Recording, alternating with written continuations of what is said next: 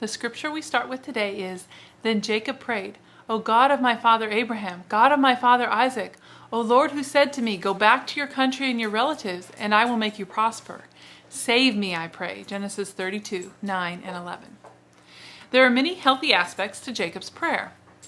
In some respects, it could serve as a mold into which we pour our own spirits while we are being melted into the fiery furnace of sorrow.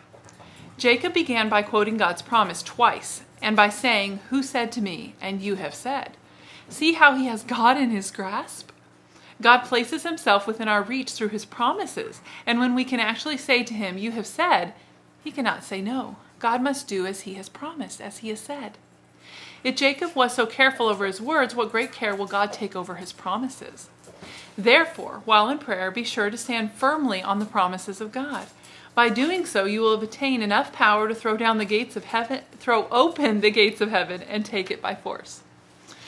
Jesus desired that we would be very specific in our requests, asking for something definite. What do you want me to do for you? Matthew 20, verse 32. Is the question he asks everyone who comes to him during trials and afflictions.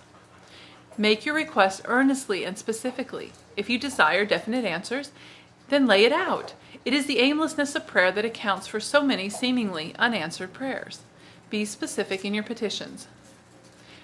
Francis Ridley Havergal once said, "Every year I live, in fact nearly every day, I seem to see more clearly how all the peace, happiness, and power of the Christian life hinges on one thing.